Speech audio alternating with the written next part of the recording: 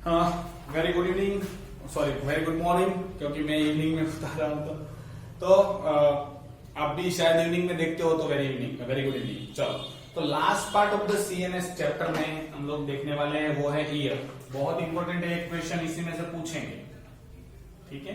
Human ear, year के दो function हैं, एक हियरिंग और दूसरा बैलेंसिंग।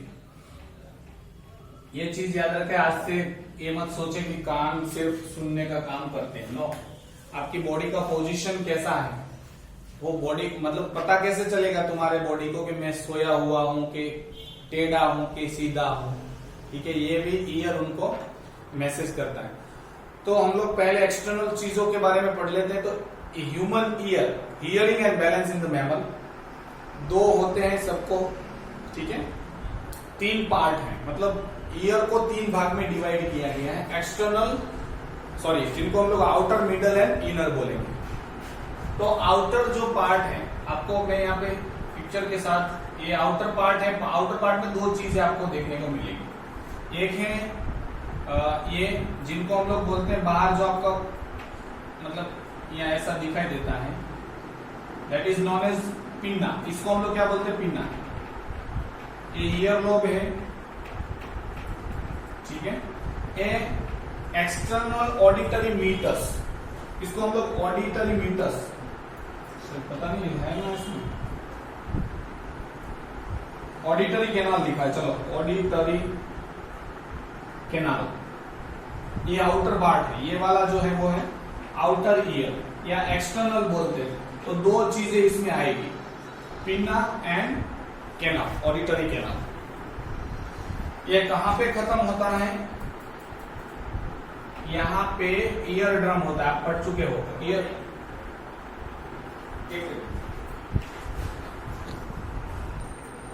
So welcome back. मैं थोड़ी देर के लिए पॉज करके लिया था। तो एक्सटर्नल ईयर में pinna and auditory canal. And कहां पे होगी, ईयर ड्रम। जो ये ईयर ड्रम है उसको हम लोग क्या बोलते हैं, टिम्पेनिक मेम्ब्रेन या टिम्पेनम या टिम्पेनिक मेम्ब्रेन या ईयर ड्रम, ठीक है। तीनों तीन नाम है। उसके बाद यहां पे एक मिडल ईयर आता है, ठीक है, ठीक है। मिडल ईयर में आपको याद रखना है तीन चीजें होती हैं, तीन छोटे छोटे बोन होते हैं, उनको ईयर ऑसिकल कहते हैं। ये यहाँ पे एक बोन होता है जिनका नाम है मिलियस। उसके बाद दूसरा एक बोन होता है, इसका नाम है इंकस। और तीसरा एक बोन है जिनको हम लोग स्टेपस बोलते हैं। सबसे छोटा आपकी बॉडी में सबसे छोटा सा, छोटी हड्डी या सबसे छोटा बोन जो है उसको हम लोग इंकस, सॉरी स्टेपस बोलते हैं, स्टेप्स। तो मिलियस, इंकस एंड स्टेपस। तो यहां पे जो है उसको मिलियस बोलते हैं, malleus, incus and stapes. MIS याद रखना, MIS, मिस। तो ये तीन ईयर ऑसिकल है। तो एक कान में तीन हुए, दूसरे कान में भी तीन, टोटल 6 ईयर ऑसिकल होते हैं, ठीक है। मिडल ईयर कनेक्शन होता है, इसको हम लोग स्टेशन ट्यूब बोलते हैं, स्टेशन। हम लोगों को पता है जब कान बंद हो जाते हैं, मतलब आपका कान बंद थे, क्या होता है, आप लोग ऐसे हवा भरते हैं तो क्या होता है, तो ये यहाँ पे आता है, यहाँ पे आके खुलता है। तो कान में डाली हुई दवाई का टेस्ट यहाँ पे आता है, क्योंकि इसका कनेक्शन यहाँ पे। ये क्या करेगी, it equalize the pressure. For example, अगर ये नहीं होता, ये बंद होता, तो ये क्लोज कैविटी हुई, आप हवाई जहाज में गए, ऊपर प्रेशर कम है, तो यहाँ पे प्रेशर, तो एटमॉस्फेरिक प्रेशर यहाँ का था, तो उसकी वजह से क्या होगा, ईयर ड्रम फट जाएगा। या फिर आप समंदर में अंदर गए, वहां प्रेशर बढ़ जाता है, तो अंदर की तरफ चला जाए। तो हवा से इक्वलाइज, प्रेशर इक्वलाइज करने के लिए हमारे पास स्टेशन ट्यूब है, जो यहाँ पे गले में खुलती है।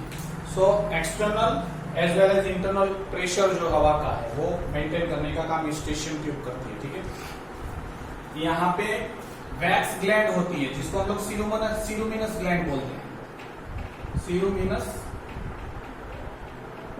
और वैक्स ग्लैंड, इसको हम लोग वैक्स ग्लैंड भी बोलते हैं। तो ये, और यहाँ पे हेयर भी होते हैं to prevent any physical impurity, जो भी हवा में कचरा है अंदर नहीं जा पाएगा। दूसरा, कोई इंसेक्ट फटाफट ना जाए, इसलिए सिरुमिनस यहाँ पे वैक्स ग्लैंड होती है जो कंटिन्यूअसली सिरुमिन मतलब वैक्स सिक्रीट करती है।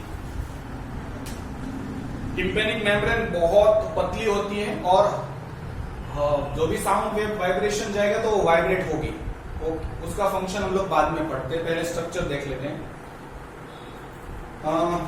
साउंड वेव स्ट्राइक वाइब्रेट होगी। मिडल ईयर में मिलियस जो हैमर शेप का होता है, हैमर आपको पता है जो हथौड़ी होती है ऐसा होता है, तो हैमर शेप का है इसलिए उसका नाम हैमर बोलते थे, अब उसको मिलियस बोलते हैं, मतलब साइंटिफिक नेम है।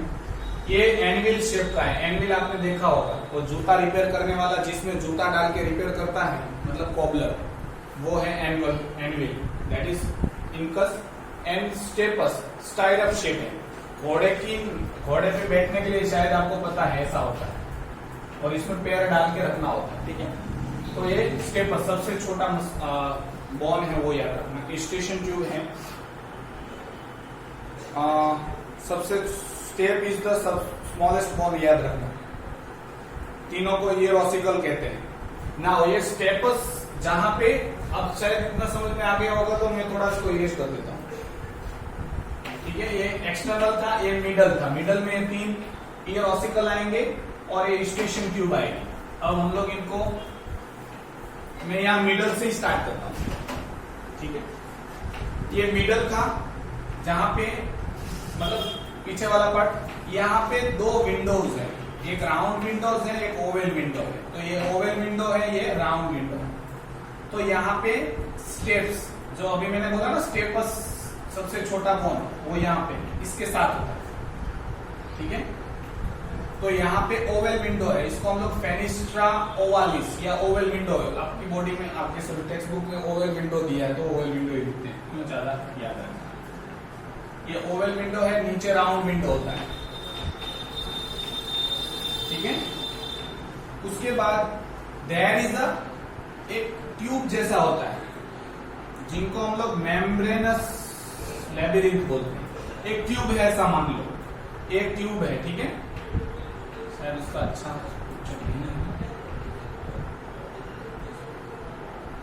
और ये ऐसी कॉइल हो जाती है, ठीक है। राउंड विंडो एमिटर हो गया। एक ट्यूब है जिसको हम लोग मेम्ब्रेनस लैबिरिंथ बोलेंगे, मेम्ब्रेनस लैबिरिंथ। ये बहुत टिपिकल पार्ट है, मैं जो आपको समझाने जा रहा हूं, ठीक है। इसलिए थोड़ा सा ध्यान रखना, क्योंकि इट विल मतलब सक योर ब्लड, आपको ये आपका खून पी जाएगा अगर समझ में नहीं आया तो। एक ट्यूब है जिनको हम लोग बोलते हैं मेम्ब्रेनस लैबिरिंथ, इतना समझ में आया होगा। इसके अंदर एक लिक्विड भरा हुआ होता है, मतलब थोड़ा बहुत लिक्विड है इसके अंदर, पूरे ट्यूब में, ठीक है। इसको हम लोग एंडोलिम्फ बोलते हैं। जो लिक्विड है अंदर उसको हम लोग क्या बोलते हैं? एंडोलिम्फ। लिम्फ मतलब लिक्विड लाइक, एंडो मतलब अंदर। इतना समझ में आया होगा। नाउ अब देखो, इसके ऊपर इसको प्रोटेक्ट, ये बहुत नाजुक है इसलिए इसको प्रोटेक्ट करने के लिए नेचर ने इसके ऊपर बोनी कवरिंग बनाया, बोन का कवर बना दिया। मतलब इसके ऊपर पूरा एक ट्यूब है, उसके ऊपर आप फॉर एग्जांपल एक प्लास्टिक का वायर है, वायर मतलब सॉरी प्लास्टिक का क्या है, टीन का वायर है या कोई भी थीन ट्यूब है, उसके ऊपर प्लास्टिक का कवर कैसे चढ़ाते हैं, वैसे ही ये बाहर इसके प्रोटेक्ट करने के लिए बोन का कैविटी होता है, इसको हम लोग बोनी लैबिरिंथ बोलते हैं। बोनी लैबिरिंथ। तो मेम्ब्रेनस लैबिरिंथ एक ट्यूब है, बहुत मेम्ब्रेन वाली है, पतली, उसको प्रोटेक्ट करने के लिए ऊपर से बोन का कवर चढ़ाया है, तो उसको हम लोग बोनी लैबिरिंथ बोलते हैं। इसमें भी लिक्विड भरा हुआ होता है, ठीक है। इसको हम लोग बोलते हैं पेरिलिम्फ, पेरीफेरी टुवर्ड्स से, इसलिए पेरिलिम्फ। इतना समझ में आया होगा, ठीक है। मैं इसको रख देता हूं, बाद में पढ़ूंगा तो समझ में आएगा। इसके ऊपर मतलब on the upper side of bony labyrinth there is a structure, ऐसा स्ट्रक्चर होता है, ठीक है। ऐसा दो स्ट्रक्चर हैं। ऊपर वाले को हम लोग यूट्रिकुलस बोलते हैं, नीचे वाले को सबक्यूलस। इस दोनों को ओटोलिथ ऑर्गन भी बोल सकते हैं, या इसी को वेस्टिब्यूलर अपैरेटस, ऐसा नाम है। जो भी आपकी टेक्स्ट बुक में वो याद रखना, मैंने दो नाम दे दिए। वापस एक बार, इंटरनल ईयर में कोक्लिया है, कोक्लिया जो स्नेल शेप जलेबी जैसा है। ये 2 and 3/4 मतलब 2.25 टर्न होते हैं इनके, ठीक है। अब इंटरनल ईयर में मेम्ब्रेनस लेबिरिंथ, उसको कवर करने के लिए बोनी लेबिरिंथ, उसके अंदर लिम्फ होता है, एंडोलिम्फ और पेरिलिम्फ। ऊपर side on the periphery of bony lymph के ऊपर के साइड दो स्ट्रक्चर होते हैं। पहले ऊपर वाले स्ट्रक्चर को यूट्रिकुलस, नीचे वाले को सबक्यूलस। इस दोनों को मिला के मैं ओटोलिथ ऑर्गन या तो वेस्टिब्युलर अपैरेटस बोलूंगा। इतने तक समझ में आया होगा, आगे आओ। बहुत सिंपल है, मैं अभी स्ट्रक्चर में जा रहा हूं, ठीक है। नेक्स्ट, इनके ऊपर देयर इज अ 3 सेमीसर्कुलर कैनाल। मैं पूरा ऐसे ही समझा दे रहा हूं, फिर मैं टेक्स्ट बुक देखूंगा कि कुछ बाकी बचा है कि नहीं। इसके ऊपर 3 सेमीसर्कुलर कैनाल होती है, ठीक है। तो मैं यहाँ पे ऐसी एक 2 डायमेंशनल डायग्राम है, 2 डायमेंशनल है, इसलिए मैं 3 नहीं, मैं 2 ही सेमीसर्कुलर कैनाल ड्रॉ कर पाऊंगा। तो सेमीसर्कुलर कैनाल 3 होती है और तीनों 3 एक दूसरे को राइट एंगल होती है। मैं आपको बता रहा हूं, फॉर एग्जाम्पल राइट ईयर में क्या होगा, एक ऐसी रिंग आगे होगी, एक पीछे होगी, ठीक है, इस तरह से, और एक साइड में होगी। तो 3 सेमीसर्कुलर कैनाल हैं। सेमीसर्कुलर कैनाल का एक एंड यूट्रिकुलस के साथ ज्वाइन है और दूसरा एंड थोड़ा फूला हुआ है। देखो मैंने दिखाया है, उस फूले हुए पार्ट को मैं एम्प्यूला कहूंगा, ठीक है। इतना समझ में आया होगा सबको। अब एम्प्यूला के अंदर एक स्ट्रक्चर होता है जिसको हम लोग क्रिस्टे बोलते हैं, या क्रिस्टे एम्प्यूलारिस। इस स्ट्रक्चर होता है, ये स्ट्रक्चर है जिनको हम लोग बोलते हैं, बहुत इंपॉर्टेंट नाम है, क्रिस्टा बोलते हैं या क्रिस्टा एम्पुलारिस। आप क्रिस्टा याद रखो तो भी चलेगा, शायद दिया हो नहीं दिया पता नहीं, ठीक है। और यूट्रिकुलस और सर्क्यूलस के अंदर एक स्ट्रक्चर होता है जिनको हम लोग बोलते हैं मैक्यूला।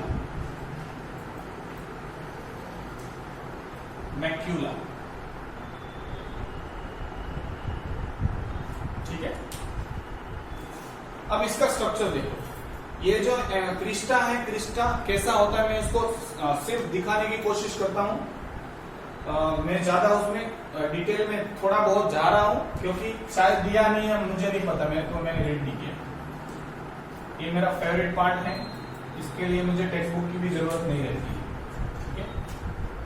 एक ये है और एक आई है। आई तो मैंने आपको इसीलिए टेक्स्ट बुक का इस्तेमाल किया कि मैं ज्यादा ना पढ़ा हूं, वरना पागल हो जाऊं। उसमें बाइपोलर न्यूरॉन होते हैं, ये रहा बाइपोलर न्यूरॉन, और उसके ऊपर पेरिलिम्फ होता है। आप पता चल गया ना, सॉरी, सेमी सर्कुलर फ्लूइड होता है, इसके अंदर भी फ्लूइड प्रेजेंट है, इसको सेमी सर्कुलर फ्लूइड बोलते हैं।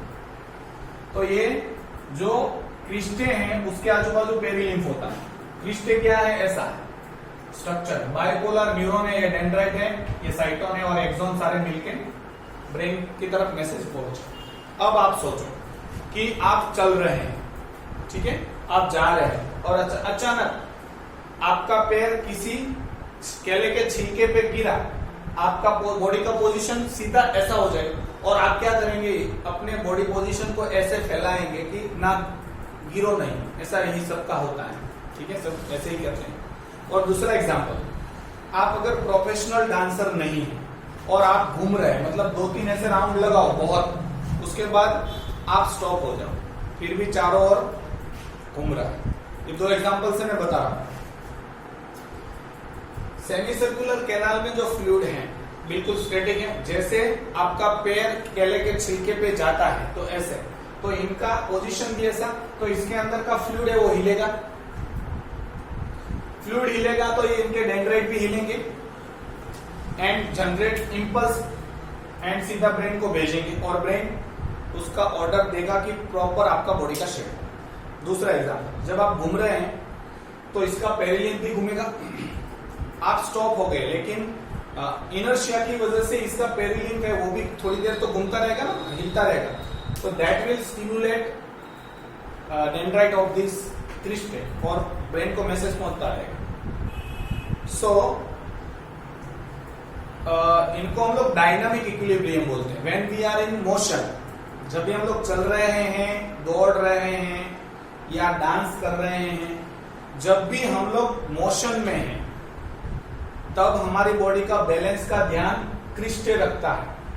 तो when we are in motion, dynamic equilibrium बोलते हैं उसको। जब उस वक्त में आप दौड़ रहे हैं, फॉर एग्जांपल दौड़ रहे हैं, तब भी आपकी बॉडी को प्रॉपरली मैसेज जा रहा है कि नहीं ठीक से दौड़ रहे हैं, उसका काम कौन करता है? क्रिस्टे। कुछ भी अगर उसमें चेंज आ जाता है तो भी कौन काम करता है? क्रिस्टे। तो cristae is responsible for dynamic equilibrium. ये आपको समझ में आया होगा। अब बात करते हैं मैक्यूला। मैक्यूला के भी बहुत सिंपल स्ट्रक्चर होते हैं। मैं इसका मैक्यूला का स्ट्रक्चर यहाँ पे ड्रॉ कर रहा हूं। एक मेम्ब्रेन है और यहाँ पे उसके न्यूरॉन है। इसके भी बाइपोलर न्यूरॉन होते हैं, मतलब एक डेंड्राइट और बाकी सबके एक्सॉन मिलके एक बंडल बन के जाएगा। ये ऑडिटरी नर्व्स है। इन सब ये सेल है, आपको पता है, ये साइटोन है, सेल बॉडी जिसमें न्यूक्लियस होता है, पेरिकोलियम, सोमा जिनको हम लोग बोलते हैं। अब क्या है, जब हम लोग, आपने नजारा देखा होगा कि जब हम लोग बैठे हैं, आपने बस में जाते हैं ट्रैवल करने, तो there is RAS, reticular activating system, RAS RAS जिनको बोलते हैं। तो जब आपको नींद आ जाती है, और मैंने बताया था आपको सेरिब्रेट, क्रूरा सेरिब्रेट मतलब पेडियंकल आपका नाम मिड ब्रेन में है। दूसरे सेंटर्स हम लोगों ने नहीं लिए थे क्योंकि टेक्स्ट बुक में नहीं लिया था। एक रास करके सेंटर होता है, रेटिकुलेट एक्टिवेटिंग सिस्टम। जब आप जग रहे हैं, मतलब आपकी बॉडी का सारा इंफॉर्मेशन आपका कंट्रोल हो रहा है बॉडी पे, ठीक है। लेकिन आप जैसे ही बस में बैठे हैं और आपको नींद आई, तो थोड़ी देर के लिए जैसे आंखें बंद, और रास क्या करेगा, बॉडी के इंपल्सिस ब्रेन तक जाने नहीं देगा। जैसे ही रास एक्टिवेट हो जाता है तो क्या होगा, हम लोग सो गए। अचानक हमारा कंट्रोल हमारी बॉडी से चला जाता है तो क्या होता है, सीधा ऐसे, जैसे ऐसे जाते हैं तो मैक्यूला, अभी मैं इसको बताऊंगा, पहले मैक्यूला का सुन लेते हैं, उसके बाद मैं वो रास वाला बात बताता। अब ये इसके ऊपर एक ओटोलिथ मेम्ब्रेन होती है। ये ओटोलिथ ऑर्गन अलग है, इसके ऊपर एक ओटोलिथ मेम्ब्रेन होती है जो कैल्शियम कार्बोनेट से बनती है। ओटोलिथ मेम्ब्रेन CaCO3 से हार्ड, इसके ऊपर कवरिंग होता है, ठीक है। तो जैसे ही आपका पोजीशन, जब आप मतलब क्लास में बैठते हो तो ऐसा होता है, या फिर कहीं पे भी बैठे हो तो आपकी बॉडी स्टिल है, बिल्कुल गिर नहीं जाओगे, ऐसी पोजीशन में, मतलब स्टैटिक इक्विलिब्रियम। तो जब डायनामिक इक्विलिब्रियम है तो क्रिस्टे मैसेज भेजता था, लेकिन अब आप बैठे हैं और जैसे ही आपको नींद आया और आपकी बॉडी का कंट्रोल आपके हाथ में से चला जाता है, रास एक्टिवेटिंग सिस्टम खत्म, वो जब कंट्रोल ले लेता है तो बॉडी के मैसेज ब्रेन तक नहीं पहुंचने देता है। तब आप क्या करते हैं, मतलब ऐसे झुकते हैं। तो जैसे ही ऐसे झुका, आपकी बॉडी के का कंट्रोल गया, तो जैसे ऐसे झुकते हैं तो ये क्या बोलते हैं उसको, ये जो न्यूरॉन है इसका, इसके साथ टकराता, फ्रिक्शन होगा और इंपल्स ब्रेन को मिल जाता है कि भाई कुछ, मतलब अब हमें सीधा नहीं बैठा, ठीक है, स्टैटिक नहीं, तो तुरंत हम लोग जग जाते हैं। तो ये हुआ मैक्यूला का। तो आपको याद रखने 2 ही पॉइंट पूछते हैं। डायनामिक इक्विलिब्रियम के लिए कौन रिस्पॉन्सिबल है, क्रिस्टे या क्रिस्टा, और स्टैटिक इक्विलिब्रियम के लिए मैक्यूला। अब आई बात रास, रेटिकुलेट एक्टिवेटिंग सिस्टम। जब हम लोग सो जाते हैं तो आपको अगर कोई बुला रहा है कि भाई चलो नाम है धनंजय, धनंजय उठ जा, धनंजय उठ जा, या राम उठ जा, काजू उठ जा, जो भी है, लेकिन वो सो रहा है, उनको उनके ब्रेन मतलब यहाँ पे मैसेज जा रहा है कान में, परसीव हो रहा है, ब्रेन तक जा रहा है, लेकिन ब्रेन से पहले रिले सेंटर होते हैं, वो रास में जाते हैं, वहां से कट रास उसका कंट्रोल ले लेता है, ब्रेन तक मैसेज नहीं पहुंचे, मतलब उसको पता नहीं चलेगा। जैसे ही तुमको पता चला कि मुझे किसी ने बुलाया, that means you are conscious, आप जग रहे हैं, ठीक है। तो इतना ही पूछते हैं आपको, dynamic equilibrium, cristae, static equilibrium. तो डायनामिक इक्विलिब्रियम मतलब इक्विलिब्रियम एट, मतलब जब मोशन में होता, balancing during motion, that is cristae. Dynamic equilibrium जब आप रेस्ट पे हो, that is static equilibrium macular. इतना समझ में आया होगा, इसके अलावा आपको ज्यादा है नहीं। तो मैं हम लोग टेक्स्ट बुक रीड करता हूँ, कुछ भी नहीं हुआ आया हो तो मैं आपको बताऊंगा। इसके बाद हम लोग सुनने की जो प्रोसेस है उनको हम लोग पढ़ने वाले, ठीक है। चलो, inner ear. Inner ear is a membranes labyrinth comprises cochlea, semi circular canal and vestibule. इनको वेस्टिब्यूल नाम दिया दोनों को, यूट्रिकुलस एंड सर्कुलस। और ये जो ये पिक्चर है, हम लोग जब इसका मैं कोक्लिया का जब पढ़ाऊंगा तब आएगा, आ जाएगा, अभी आ जाएगा थोड़ी देर बाद। Cochlea is a spiral shape 2.5 turn inner cavity divided into parallel tubes. ये आपको सब पता है, मैंने सब बता दिया है। Separated by membranes, the outer and inner canals are perilymph while the middle one is filled with the endolymph. देखो ऊपर का और नीचे का पेरिलिम्फ और बीच वाला जो है एंडोलिम्फ, ठीक है। Middle canal has the sound receptor से ऑर्गन ऑफ कोटा, वो मैं बाद में बताऊंगा, इसका हम लोगों ने नहीं लिया है। Semi circular canal are set of 3 fluid filled canals. Semi circular fluid होता है, 3 कैनाल हैं, right angle to each other, ये भी मैंने बता दिया। One end of each canal enlarges, जिनको हम लोग एम्प्यूला बोलेंगे, एक फुला हुआ वो पार्ट होगा। ये बॉडी का position, maintenance of body position in response to movement, dynamic equilibrium में ध्यान, मतलब ये हेल्प करता है। तो यहां पे आपको कैनाल, सेमी सर्कुलर कैनाल लिखा है, क्रिस्टे नहीं दी है। तो आपको अगर पूछा जाए तो दोनों लिखना, who is responsible for dynamic equilibrium. Dynamic मतलब when we are in motion, तो cristae and semi circular canal, ठीक है। Next is vestibule. वेस्टिब्यूलर मतलब ये रहा, वेस्टिब्युलर एपरेटस बोलो या ऑटोलिक मेम्ब्रेन बोलो, या उसमें 2 स्ट्रक्चर है, यूट्रिकुलस एंड सर्कुलस। ये दोनों ज्वाइन होते हैं, semi circular canal to the cochlea. Vestibule is concern with the static equilibrium.